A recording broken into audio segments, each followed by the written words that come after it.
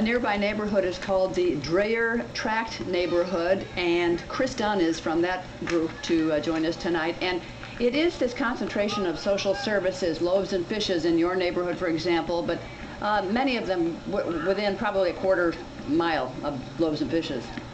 That's correct. We do happen to have a large consolidation of social services and the homeless in our neighborhood, which is a continual problem. We don't want to let that completely identify our neighborhood. We see ourselves as kind of a future jewel for the city, and we're embedded within what's known as the River District, which is connected with the rail yard project and all that. And we are really looking forward to some future economic development, and we have a real vision for the community. But we do have a lot of homeless as well. Yeah, I gather you have the same sort of issues Boulevard Park, a lot of areas are facing in the core district of downtown Sacramento in this area. Is that, I mean, you're running the same issues of homeless people, camping out in your yard and things of that nature? Well, not quite in our yard, but we just happen to be right in between Loaves and Fishes and the river, and a lot of the homeless people right now are staying on the river. So when you raise this issue with the city, what kind of response do you get? I think the city's policy right now is kind of a shuffle them around to the path of least resistance right now. When homeless people are prosecuted and put in the system, it doesn't turn out to be good for anybody. They get right back out on the street. And so far as spreading out these social service agencies to other areas of the city, what kind of response do you get?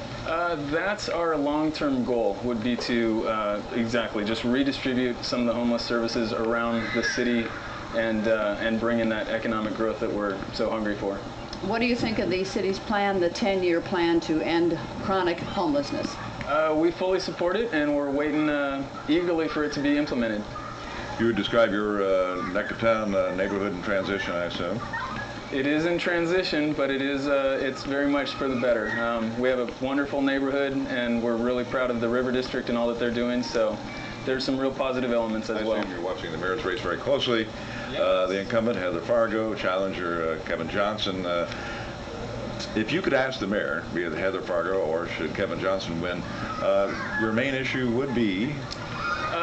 What is their vision for the area? We feel that downtown Sacramento is somewhat disconnected from its wonderful river area, and we have a huge homeless population that's really blocking a wonderful opportunity for Sacramento to get reconnected with the river, and that's what we'd like to hear a clear vision for.